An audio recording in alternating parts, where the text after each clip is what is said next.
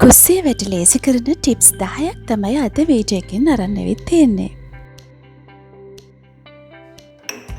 බෝතල් වල තියෙන තුන පහ ටික දවසක් තිබුණොත් කැට වගේ හැදිලා රසය වෙනස් වෙන එක වළක්ව ගන්න ඒකට ලුණු කුඩු ස්වල්පයක් එකතු කරන්න. නැවුම් රසය වැඩි කාලයක් රඳව ගන්න පුළුවන් වෙනවා.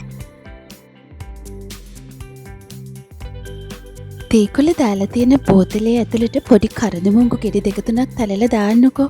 ඔයා හදන තේක රසයෙන් වැඩි වෙනවා විතරක් නෙවෙයි තේකොළ නැවුම් බවකින් ගොඩක් දවස් තියාගන්නත් පුළුවන් වෙනවා.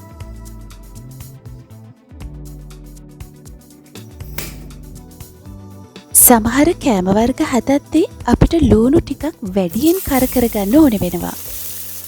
ශිෂින් බුරියානි වගේ දේවල් වලට ලූණු ක්‍රිස්පි ගතියට වෙනකම් කරවෙන්න ඕනේනේ. බේකින් සෝඩා පිංචක් ලුණු එකට එකතු කරොත් හරිම ඉක්මනින් ඩෝන ටික කරගන්න පුළුවන් වෙනවා.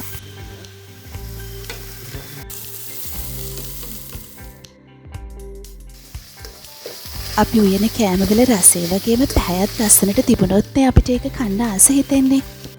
ඉතින් බණ්ඩක් කවියද්දී පැහැය ඒ විදිහටම තියාගන්න එකට ලෙමන් විෂ ස්වල්පයක් එකතු කරන්න.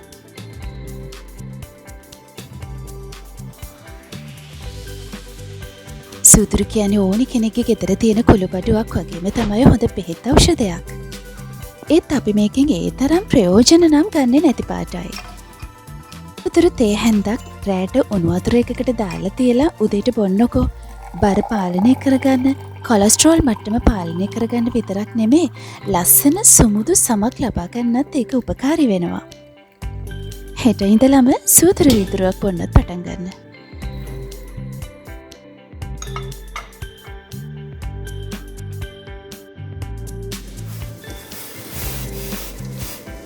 බටර් ටිකක් ඉක්මනින් දිය කරගන්න ඕන වුණාම ඒක ටිකක් අමාරු වැඩක්. මෙහෙම කරලා බලන්නකෝ.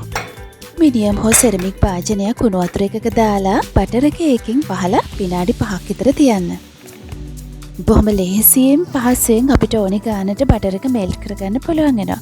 මේ බලන්නකෝ.